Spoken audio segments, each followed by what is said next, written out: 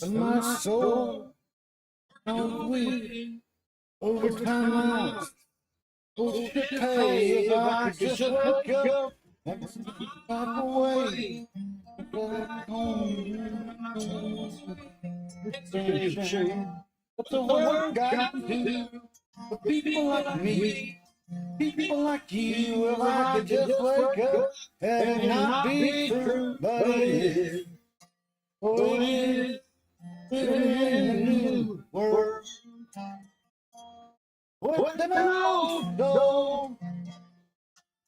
Rich man off the rich, Lord knows they only wanna have total control. I know what you think, I know what you do. I don't think they know, I know that you do. Well, you better ain't shit, cause tax to knowing, cause the rich man knows the rich man.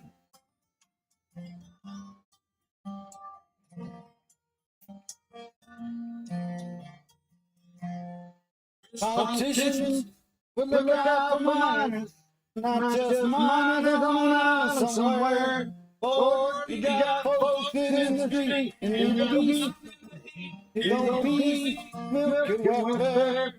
Well, 5'3" and 300 pounds for your bags of fudge rounds. To just keep kicking it down. Well, people like me, people like you, if I could just wake up, have it not be true, but it is.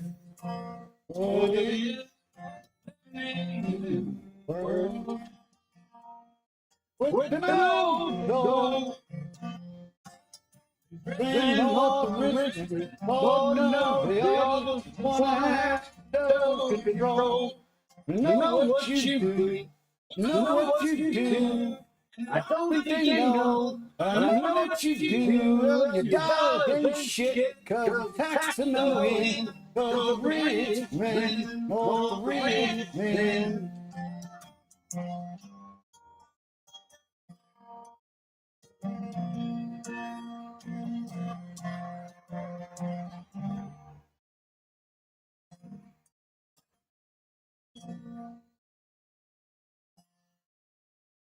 Been selling my soul, working all day, overtime hours, bullshit pay.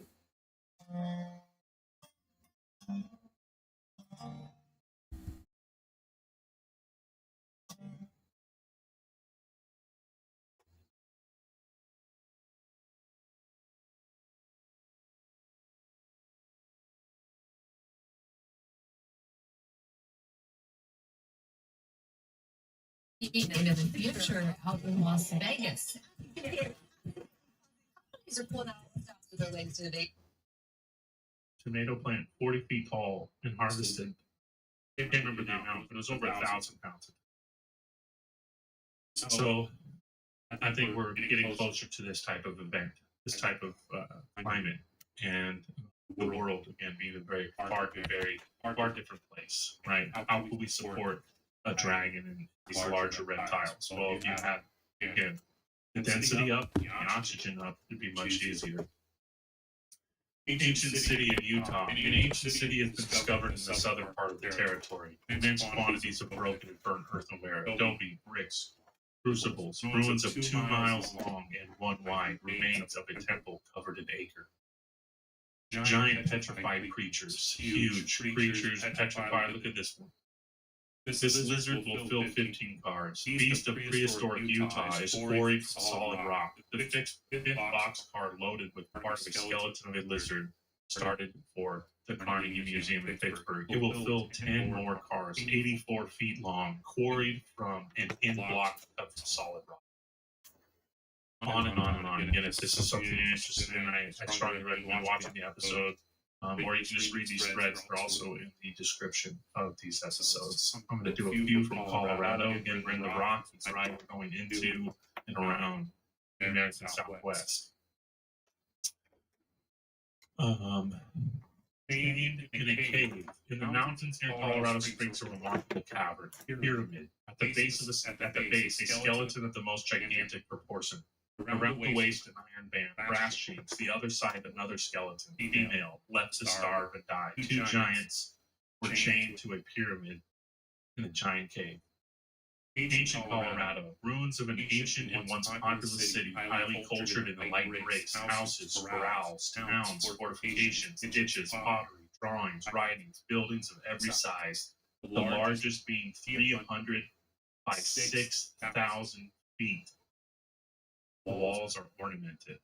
This is a building over a mile long, 300 feet wide, and over a mile long. On and on.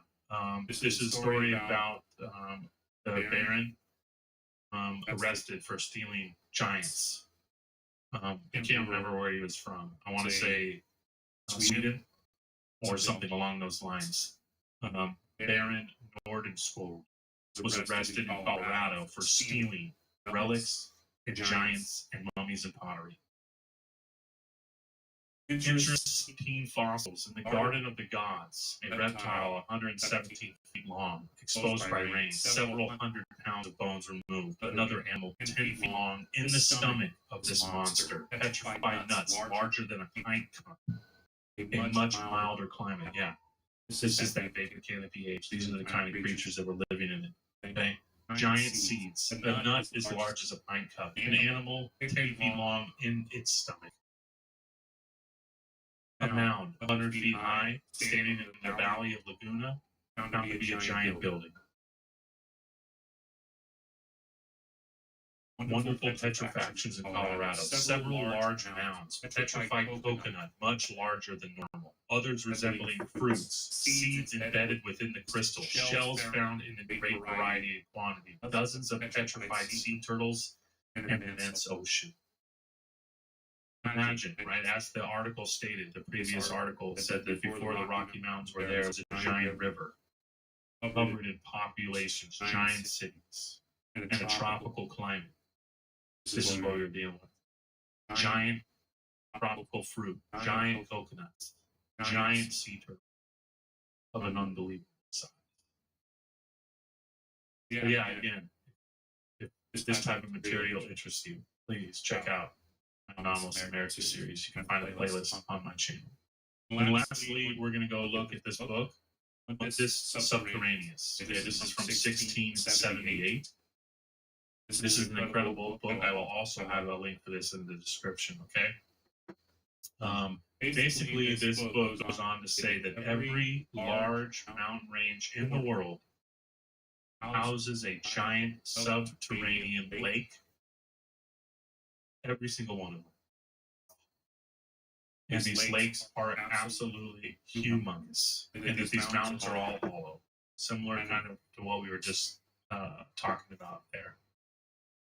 And what does he state? He states that this subterranean river that gets so hot it boils life, but that he thinks that eventually becomes the Gulf Stream and empties into the Gulf of Mexico. Well, why is that important? Well, in one of these maps, they show that this Gulf of Mexico stream comes out of Tenochtitlan. And he's mentioning Montezuma's gold in the article. He's also mentioning the Atlanteans. Connected in many of my old posts and some of my older videos that I believe, as Montezuma himself says, that people were brought there by an advanced culture. Some authors have postulated that the culture was Atlantean or Phoenician, and that they brought him from the peninsula of Florida and perhaps from elsewhere, but originally from the east. And I've said that the largest port city, Tampa, the port of Atlantis, is where they were brought from. And as that article stated, and as I postulated before, I've never shared this before, but this map corroborates this quite nicely. This book is incredible. I could just do a whole series on this book. If this is something you'd like me to dive into more, please let me know in the comments. And lastly here, recently, for no reason at all, I asked Mint Mobile's legal team if big wireless companies are allowed to raise prices due to inflation. we have Tillman and the Gulf Stream. It connects and it goes into the mountain range. And Atlantis was known for harvesting and using natural gas as well as other advanced technologies. So it's a story just, again, from, close observation seems just like a fantasy, but And as I postulated, I've covered in the last 15 years or so of hard research, I feel like it's very much a real story, and that you're looking at a real first-hand account of what lies in the Rocky Mountains. And I can just only continually think about, I've done a video that all deep underground military bases are directly correspondent to these ancient habitations of man underground. And that we were driven underground by not only cataclysmic events, but also gigantic creatures. So yeah, thank you all for tuning in, as always. So like I said, make sure to check out the description if you want more information, more detailed on Anomalous America, this map, this book, if you want to dive into it on your own.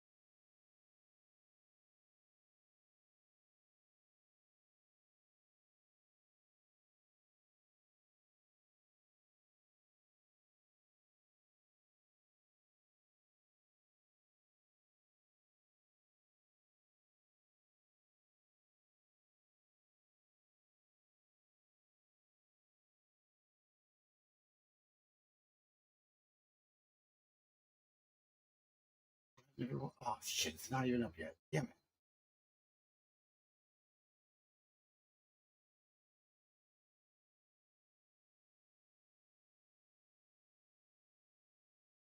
Hundreds of records to update. How on earth are you going to do that? Well, I have. Why?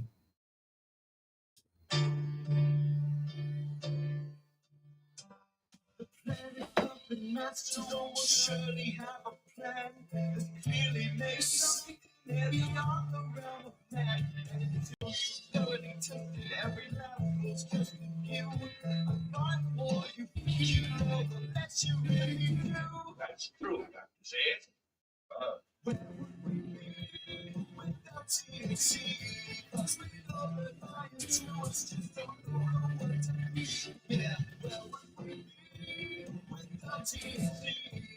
The highest side chat show.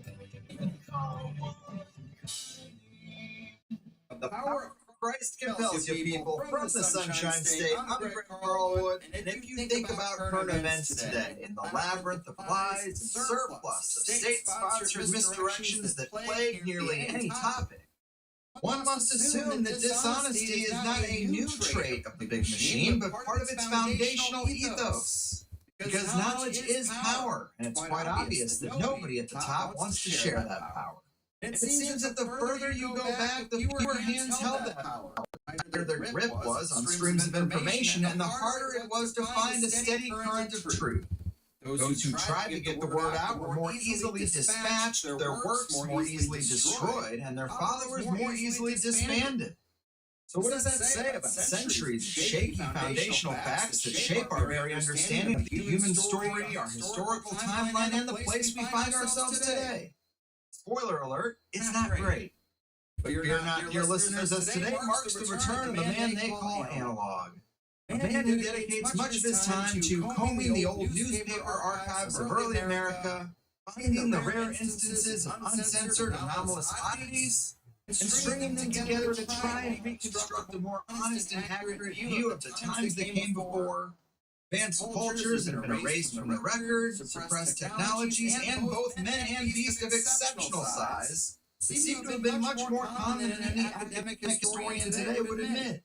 Since we last did the dance in February, he has launched a new YouTube channel called The Archivist with Analog, where he has a series working his way state by state through these very telling articles and mysteries, as well as a series on radium and a cornucopia of head-scratching videos that lay out some pretty incredible stuff.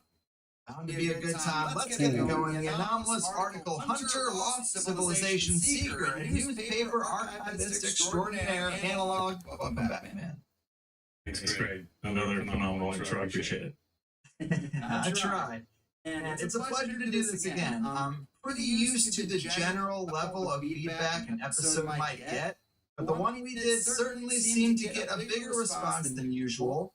I think we're all in agreement that these old newspaper articles about underground cities and buried communities and giants, radium, and all these other provocative things are exciting to explore. But what about you? Did it seem like a fair amount of good feedback came from our last conversation? Yeah, I mean, it was pretty unbelievable, honestly. And obviously, I kind of expected a lot more comments than I'm used to getting, but it was pretty crazy. In fact, I still get at least one a day, if not more. So, yeah. I couldn't be happier, obviously. I've been listening for years. Just feel really blessed to be on the show, but it's just amazing how many people reached out.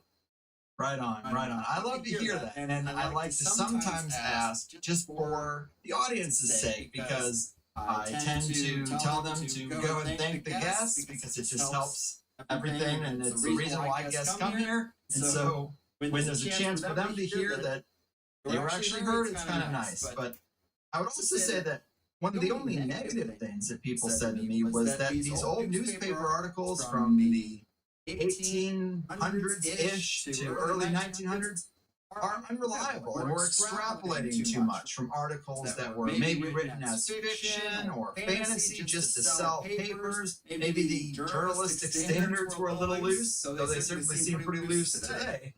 But just to address that, when you find articles of giants from papers in almost every major city, or reports of early settlers exploring huge underground chambers that they stumble into all across the country, these things aren't really to be thought about in isolation, but they build on each other. And with enough work, you can start to reconstruct a picture of the pre-colonial past.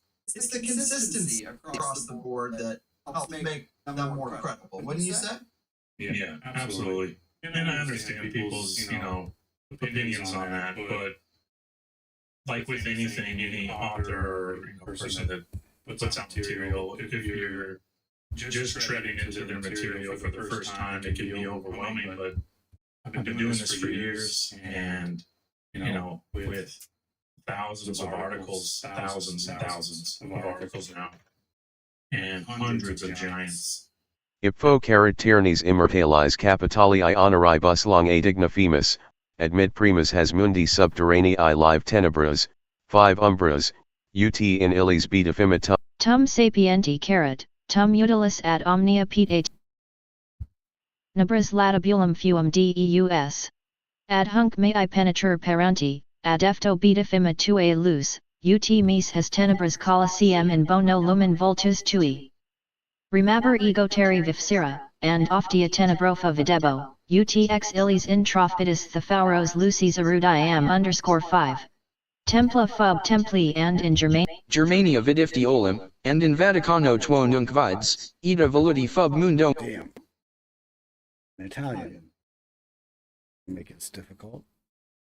At this point, it's not yellow journalism or anything like that for me. And yeah, you need to have kind of a full spectrum analysis with a lot of this material, Ut vel maxime mentis oculos reflex eram ad admirandum geocof my increoris organum, edguf kftrugerum, Hucuf 5 obianax effinatorg tibulan pleadum, 5 opinalu, 9 abilazenia penetranda difficultates. Translate.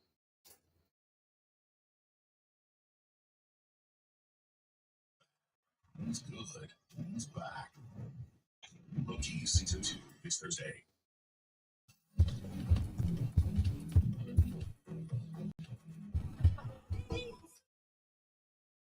At this point for me, it's like I said, it's undeniable. And I think, I've shared enough articles with you over the years. The first one or two or three can seem crazy, and you're like, there's no way, but you get hundreds deep, you build a whole big picture. Yeah, I agree. And these older newspapers, there wasn't so much coordination. They weren't so centralized. So they just had a way of writing. They wrote about things that were being dug up. And the curious thing is that all that stuff went away. It seems like the way the system really maintains control is not necessarily to catch every single thing that gets out, but just to push things to the side. And over time, a mainstream narrative forms, and all that other stuff is on the cutting room floor, and that's what you're bringing back into the human story to say, hey, look at all of this stuff. It's not just one or two things. Last time we probably went through 20 different articles. If even a fraction of them are true, like the old UFO cliche, then we got something here. So I think that's what people are excited about, and that's why I loved it, and I'm sure that's why they responded. And when it comes to the broad picture overall, what can you tell us about your best guesses as to this reconstruction? What are some of the major themes that keep popping up throughout that help fill in the big picture? Well, the big one for me is there was something that happened, some event, or several events. My best guess is probably late 1700s into the mid 1800s. And it could have been a giant flood. I lean towards a volcanic event of some kind, or several. Those stories of 1812 align with these theories quite a lot. But from a historical newspaper narrative, it's almost like newspapers west of the Mississippi didn't even really come online until the 1840s.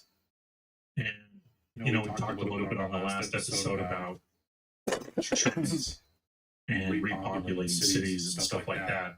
And, the 1840s is when that all kicks off. And you're pretty much dealing with, again, following, you mentioned my Anomalous America series. I'm working on episode 11 right now.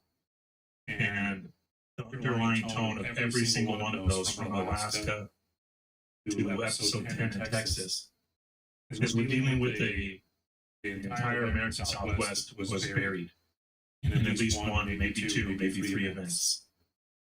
And we're dealing with each cultural layer getting more advanced. And humans of all phenotypes living in absolutely monstrous cities. And the, quote, aboriginals or Indians or Native Americans of those areas are living on top of these buried civilizations to which they have almost no understanding or history of these people. Right, that's an important point, because you've stressed this in several videos that it seems like, according to the reports, if you dig down a little bit, you'll find bronze tools and hammers and pottery and bowls and that kind of stuff. But if you dig below that, you get to some much more advanced stuff, which do seem like these huge mega cities with people of every race living there, much like today. And maybe we're due for another event, but I think that's interesting. I've heard you call it a plasma event, which of course I like. A volcanic event makes sense. You say it's consistent with the stories of 1812. What are you talking about there? Because it does seem like these newspapers have no problem talking about what they dig up, but none of them really mention how things got buried. Maybe they don't even know. What would you say about that little gap in the story, that little chapter, when this event actually happened, and those 1812 stories? Yeah, so obviously there wasn't really a culture, as we would call it, an American culture, extended into the Southwest, pre-1840, at least that we know. And so the papers I can find from the 1812s discussing the New Madrid event, they talk about incredible sounds, they talk about electrical events, they talk about volcanoes being created overnight from mountains that had no obvious signs of ever being a volcano. Places in Georgia, the Carolinas, Missouri, magnetic anomalies.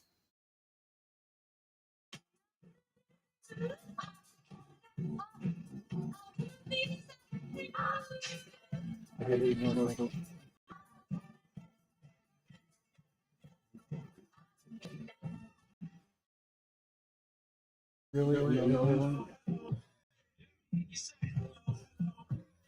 Okay, I think it's done. And this is all from 1811 through 1812.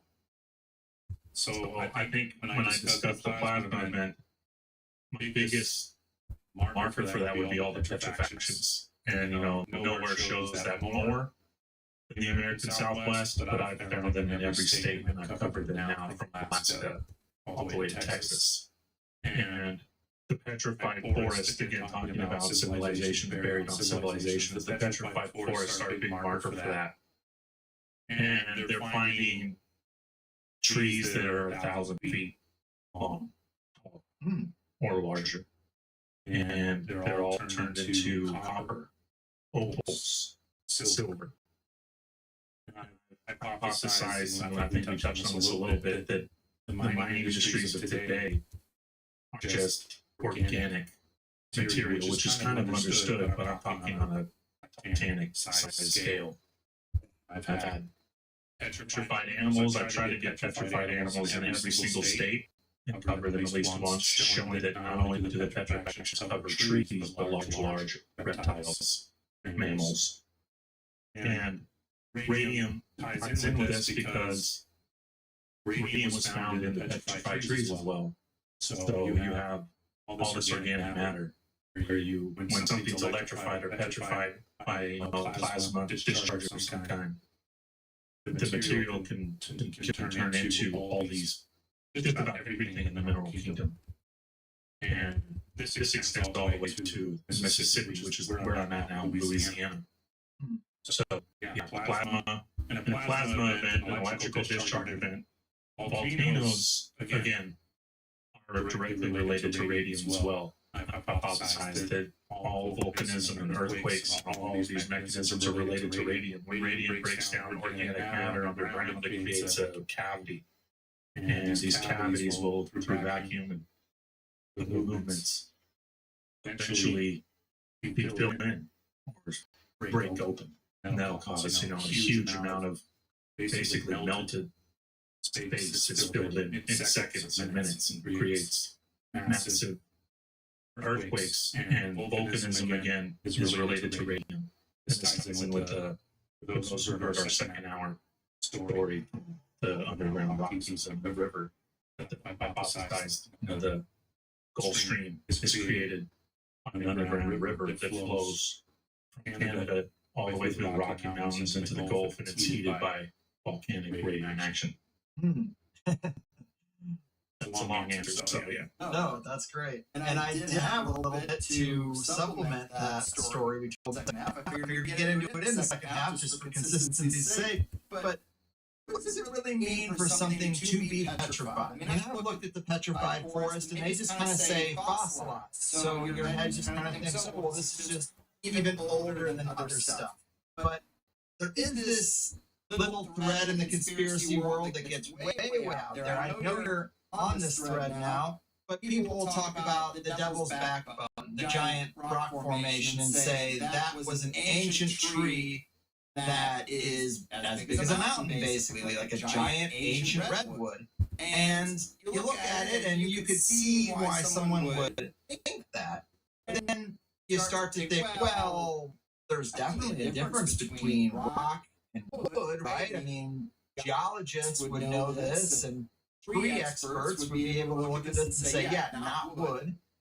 to help people get over that little stumbling block, talk to us about what petrifaction really is, what it means for something to be petrified, and elaborate on this idea that petrified things, something that might be destroyed in a giant plasma event or a sudden blast, could actually turn into minerals. How does this factor into mining?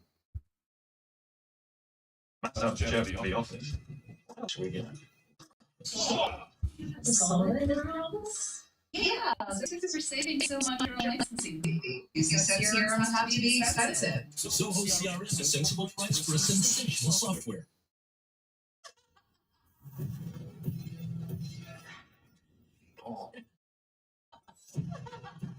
This doesn't have to be a scene.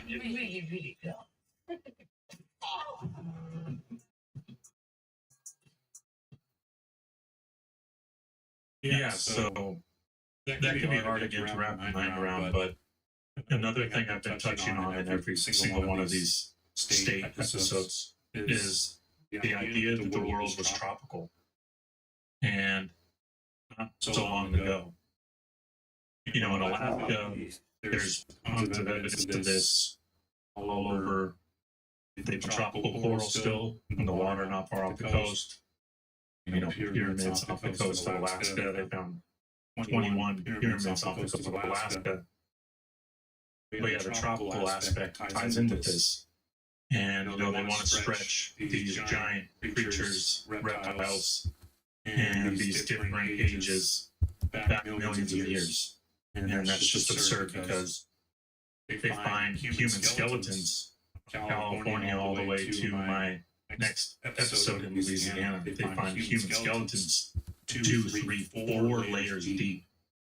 And, when these scientists in the 1800s, 1900s are looking at the timelines that are kind of the mainstream timelines, and they're finding these anomalies, these human skeletons, they're saying, well, this must be the oldest human in the world, because it's, if I go by geological standards, this is 500,000 years of land. And I hypothesized again that through cave art and again the skeletal records that man was living alongside these giant beasts and alongside giant trees. And I think we talked a little bit about the Avatar overlay and how more of these articles I get into, and the more I start to kind of unravel it, piece it together, and present it to people, the more the Avatar movie starts to really ring is true. And that just like studying a tropical climate of today, 90% of all life in the rainforest lives in or around the trees, and I would have hypothesized the same. And that many of these cave structures from these articles and these subterranean caves are the remnants of the veins of ancient trees or the carving out of ancient trees. And petrifaction is really important because there are plenty of examples of petrifaction even today. And some of the stories that stick out to me are linemen, people that work on power lines or around very high voltages and high amperage. There are stories where there's an accident of some kind, and the people are exposed to incredibly high amps and volts, and that they'll have actual limbs turned to stone, hands and feet, so forth. And just to drive this home, I mean, if a person with some knowledge took that petrified arm and put it under a microscope, they couldn't mistake it for rock, could they? Well, it'd be more crystallized. Again, I've also hypothesized that the environment in which the event takes place is incredibly important. You need to do all these things. Water exposure, the salinity of the water, they all have a different effect, even different woods. In many of my articles, they talk about how different trees, pines, oaks, they petrify into different materials. And just like the human body, the human body contains gold and silver in small quantities. These giant trees would have contained these in huge quantities. And I can't remember if it was Nevada or Mexico, but they found a petrified forest that was laid over. And the trees were 60% copper. Damn. I mean, that's insane. Usually the percentage is much lower. But I've had where they're hugely opals, or they're finding incredible amounts of gold per ton. And yeah, this kind of all correlates again back with some of my articles from Texas, where they found petrified giants when they were doing the hydraulic mining in California, which is basically a giant water hose, and they're washing entire mountains away.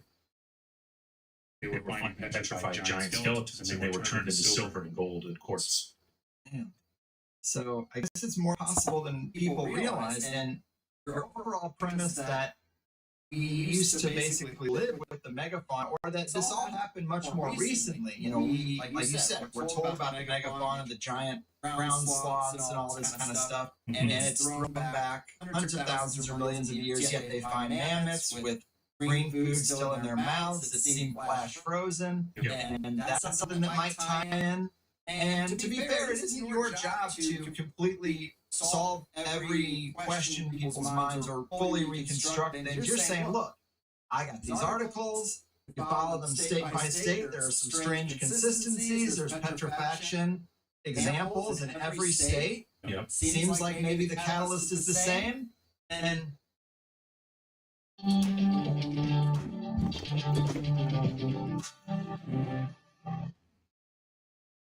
we've also talked with other guests about carbon-14 dating and how that's completely a flawed premise. Erroneous. I mean, it's flawed for many reasons, but the simplest is just to say, well, what the carbon environment changes? Because you have to assume that it is the way it is today and then extrapolate out hundreds of thousands of years and go back in huge chunks of tens of thousands of years. But if there was a giant change to the environment, that's going to throw off your model, your measurement system. And I think that there really might be something to that. The more we learn, those orphan trends, as you say, quite crazy. But let's get into some details here. And I've got to bring up the Hoover Dam. I can't believe we're already 30 minutes into this thing. Everyone knows the Hoover Dam was built on the Colorado River, and by damming it up, it created Lake Mead. But what gets left out of the story is that apparently the creation of Lake Mead covered up the ruins of one of these huge cities that was there in the desert. You have covered a really great article from 1936 to talk about this. But what can you tell us about the creation of the Hoover Dam and this maybe lesser known motivation to obscure this history in this giant lost city? Yeah. This has kind of been a rumor that's been floating around, and I've never really seen any actual material on it. So this article is a gem I've been holding on to for a while. But basically, in 1936, they have a huge group of archaeologists, paleontologists, exploring what they call the Lost City. And it was a giant city in the floodplain, basically. The area that was going to be flooded by Lake Mead. And they were in this rush to excavate and find as much as they could. And what's also interesting is that it covered a very similar story to that in Washington State. And I know you've talked with Randall Carlson, and he's postulated a lot of very interesting things about Eastern Washington that correlate with a lot of what I've been saying. But obviously bringing the time frame much closer to our own than 20, 30, 50, 100,000 years or whatever. And that the Great Coulee Dam, which at the time was the biggest dam in the world, they did the same thing. There were huge cave structures, some of what the people were calling the oldest cave art in America. And they were finding huge applications in cave systems. And they were in a huge rush to catalog and get everything out before they flooded the dam. Same thing here with Hoover Dam. And again, going through my states, and why that's so important, because like you already mentioned, building a bigger picture of things, it's been showing how every single one of my videos now, there's some correlations from petrifactions to huge mud events to whole cities being buried underground. And this would be a perfect example, because what they're saying in this article is that there's a civilization that they call the Lost City. They basically say it's the top story, and that there are two, if not three, layers beneath this city. What they find, they're big on, which is obvious because these people are being funded by a lot of these similar Smithsonian type institutions. But what makes it so great is that you actually have a full page article in the 30s, which is a little late because a lot of these very ancient ruin articles are hard to find after the late 20s. But yeah, so this is something that rings true, and I mentioned this I think in our last episode when we talked about the damming of California. Yes. And California is the most damned state in America. And I can't remember what the square footage number is, our square mile area that's been flooded, but it's substantial. And I would postulate that a lot of the Grand Canyon has been covered because, I've talked a lot about it in the Arizona article alone. The things that are finding in the Grand Canyon were crazy. An actual city of what they call Egyptian people is still alive below the ground. But yeah, it's a great article and really important in connecting the dots. Some things I've been kind of mentioning, but having a full article has really helped bring that whole concept to light. Mm-hmm. Yes, I've heard you use the term river management, water management. That seemed to be a big aspect of how they've covered things up. I think last time we talked about a pyramid that had been found near Mount Shasta that was buried by building a dam right after it near the river, so it just swallowed up with a new lake. And The new era of The Voice is in the headlines, and it's absolutely epic. People. She's out of it again. I've won this competition. He thinks he's behaving. The country queen here.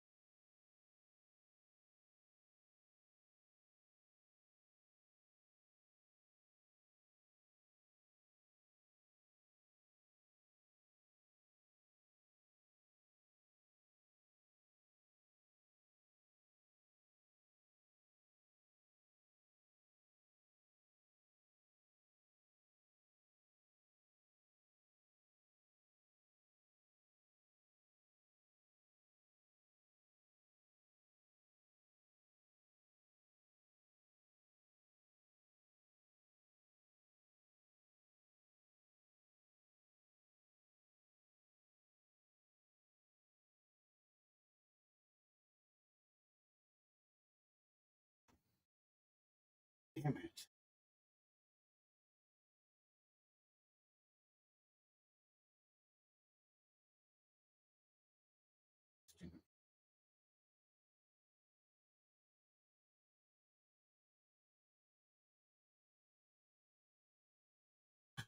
We would have so much fun. Yes, Margarita. Margarita. seems like that's happening more and more when you go state by state. You're finding these things. Just to add a layer to the Hoover Dam, because we probably talked about this years ago, but I haven't gotten to again since. But a little closer to 9/11, people were finding all kinds of esoteric aspects to the Hoover Dam, and there's, I guess, symbolic and numerological reasons to suggest that the Twin Towers were built with the intention of taking them down later. Kent Bain has a really interesting book on it, plus the weird synchronicity that they broke ground on the Pentagon on September 11th, 1941. Then this 9/11 event happens exactly 60 years later. Well, you can find a good number of folks who think you can decode similar things about the Hoover Dam, and One of them would be this strange fallen angel, quote unquote, statue that they have there, or a set of statues, I believe it's two. And there's a big Masonic square and compass design on the ground right there. Anyone can look up Hoover Dam angel statue and you'll be like, that's a little odd. But the suggestion is that this would be another structure built for later destruction, maybe when they need to simulate some kind of Book of Revelations great blood kind of thing. But to add one more log to the fire, I think we've all seen that you can fold a $20 bill in a way that looks exactly like the Twin Towers on the day they were hit, with smoke going everywhere, as well as the smoking Pentagon. Well, you can also fold a $50 bill in a way that looks just like the Hoover Dam after some kind of attack. So who knows? But the Hoover Dam is a very esoteric structure, and now this added layer that it actually hides the ruins of an ancient city is just another aspect to the whole thing that I wasn't aware of. Yeah, it's pretty crazy. Yeah, the very vultures thing is probably my favorite. It's awesome. That sounds Jeff the Office. What swigger? What golf course? Yeah, that literally was a commercial. Subject matter when it comes to these articles. And going a little bit backwards to the petrifaction thing, they found giant lizards, giant seeds, like, acorns that were 10 times bigger than a normal acorn, pine cones that were, again, 10 times bigger than a normal pine cone. They found coconuts that were like 3 or 4 times bigger than a normal coconut, and they were turned into quartz and all these different crystals. And they found forests. I have forests in Oregon, California, Colorado, where they're petrified in place, where the leaves and the fruit are still there. So we're talking an event that happened in a second. Volcanic ash covering, this ash and different types of highly mineralized water can petrify things as well. I'm not sure But that that takes works. hundreds of years, if not longer. And so when we see a petrified forest with the fruit and the leaves and the seeds still attached, it just tells me that it was something that happened in a flash. And it had to have been an incredibly high plasma event of some kind for those types of things to happen. And you find these standing forests all over. And there's petrifaction in Alaska, they found below the snow. Again, the tropical relation, and people were talking about the canopy, the vapor canopy, in the early 1900s, and they acknowledged that there was a vapor canopy and it did fall. Really? Yep, in the 1900s. So I posted this a long time ago, and our case is really taking it and ran with it, but it's definitely something that was discussed over 100 years ago and acknowledged. And this goes back to my relation again about a tropical setting where the tropical forest creates its own environment, its own weather system, essentially. The canopy covers so much of the sun. And this would be kind of that age of perpetual light where people, there are so many stories about an age where there wasn't the moon, there wasn't the sun, and there wasn't the stars. And if you have trees that are 1,000 or a mile tall, you can imagine the canopy that would be created. And, the coal, mining coal, trees have been petrified in the coal instantly. The coal industry is, in my opinion, just trees, sandstone, these softer stones are found in petrified trees. So I think if you look at the American Southwest or the Valley of the Gods in Colorado, it's a perfect example. I posted recently about I've gotten into spelunking and finding like the deepest shafts, vertical shafts in paving. And many of them look exactly like the inside of the tree. Yes, now that's something you did send me, and I can vouch that it looks like the rings. You can see, like, if you chop the tree down, you see those rings. Well, those are along the walls in a weird way. And then this hollow cavity, like you say, a vertical chamber. And the suggestion is that's the inside of an ancient tree. I suppose people would say, well, mines are underground. But yeah, that's kind of what you're saying is like there's been huge burial events Yep. So something happens, a plasma event, these trees are petrified, turned into minerals, turned into coal, and then layers and layers of ground cover them up, and then we dig it out of the ground and we think it's some process in the earth that is making this mineral, when in reality it's the remnants of the last round before the last plasma. Yeah, that's exactly what I think. Especially we can go in with the civilization ideas that you mentioned earlier, that when they excavate, they find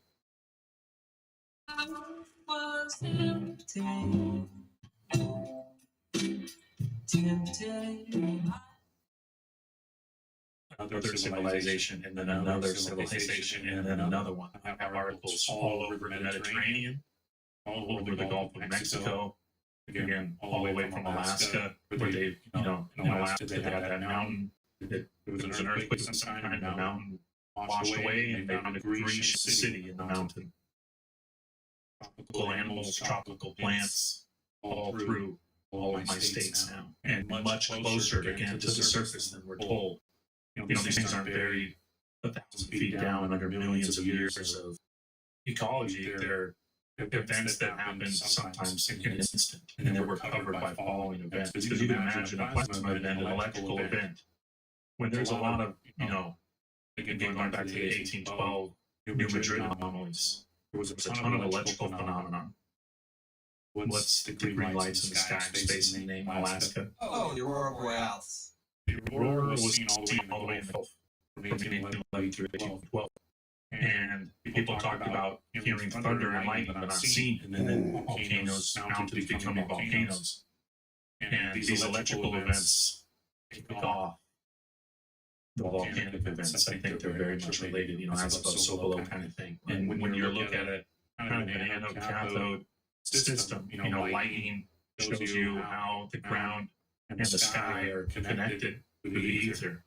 It would make sense when you have some kind of large event that it would be kicking off several things at once. And the volcanic evidence clearly shows this, because not only are we dealing with mud burials, but we're dealing with, huge amounts of hundreds of feet. In California, we found stone cities under 400 feet lava flows, and that continues all the way to the Gulf of Mexico. And so we're talking the American Southwest. Well, I think a lot of people know that when you talk about the Grand Canyon, we've heard these stories of artifacts and hieroglyphs found there, but the story of hieroglyphs and Egyptian-looking statues spreads out a lot wider. It comes up in a lot of the articles that you cite, and in one video you allude to what Egypt really was. Well, what are you referring to there? Did Old Kingdom Egypt come after some of these artifact caches in North America rather than before? What do you think Egypt really was, and how do we have Egyptian-looking stuff scattered across the U.S.? Yeah. Not to say that it was the general consensus, because, again, not all of these people were in contact with each other. No internet, and you had people that were basically coming to the same conclusions as all of these different sites, all from Alaska into the Yucatan. And the resounding opinion that I keep finding is that they are saying that these ruins are far older, like verbatim several times, that they say Europe was a wilderness when these structures were built. And, one that sticks out to me was the Emperor Tyrannus article I think I sent you about the red-headed giant king of New Mexico. Mm-hmm. And in his tomb, they found, advanced stone battle axes. We're not dealing with Stone Age people. He was buried with a mummy. He was mummified. His shield was covered in crystal mica that was like as reflective as a mirror. And they hypothesized that he was blinding the animals with the shield. And he's quoted as being the oldest red-headed mummy ever found, and that the origins of the Tahitian race, the red-headed race, began in the American Southwest. And they even go as far as to say that he was one of the wanderers after the Atlantean destruction. And in his tomb, there are drawings of him battling mammoths and saber-toothed tigers and all the giant creatures. And he was entombed by a kind of pygmy race that was completely different from his kind. They were 4 feet average height, and they had a completely different burial process. They burned the bodies and put the ashes in jars, which is kind of an Asiatic nut. And yeah, there's Egyptian artifacts, kind of block Hebrew, Egyptian, even Micmac, which is a form of Egyptian pictograph. And they're found again from Alaska all the way into, where I'm getting to this week of Louisiana. And even these people that, never met one another, these archaeologists are saying that these ruins show an age far older than anything in Europe and Egypt. It is so interesting, and I think what people liked most about the last one we did is going through some of these actual articles, reading them to the people, and we're already 45 minutes in. Give us a couple of good ones just to satisfy the people who were excited about hearing some of these actual articles as they were written. I mean, I don't know if we want to take one from each state, but maybe some that are spread out and really do help make the case that you've been making this whole time. Yeah. Since I know we can edit, I'm going to go ahead and just kind of pull up. I'll start in Alaska, and I'll just read one quick highlight. And if you want me to read further, I can do that. Great. And we'll just kind of go down to the West Coast and into where I am. That sounds good with you. Yeah, that sounds great. Let's hit them. Yeah, and another thing that's really important to touch on too is just the size of these ruins. I know you've spent some time in these, but for the listeners that aren't familiar with my work or haven't really looked through or haven't seen my new series, we're dealing with ruins that are absolutely gigantic.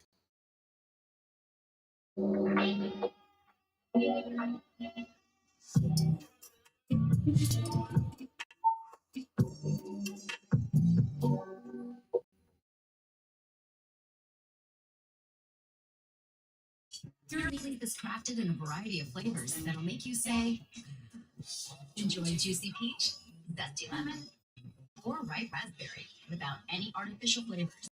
Pure Leaf Iced Tea, real variety, real brew. Not just one, but several of these ruins are miles long, 10 miles long, 30 miles long, with walls and buildings. The largest building ever found, ancient building, was found in America and had 1,200 rooms. So we're dealing with an incredibly advanced culture. We're looking at millions of people. We touched on this a little bit when we talked about the canal systems in Arizona, right? And just the amount of labor that would be required, let alone why would you, there'd have to be a reason to invest that much labor into construction so large.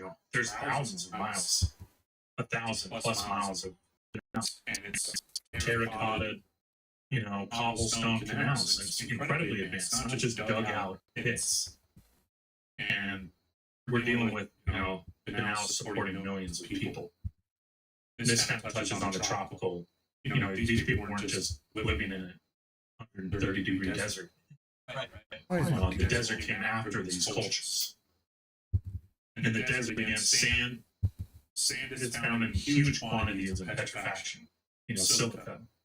And when the tree petrifies, you get this kind of powdery silica.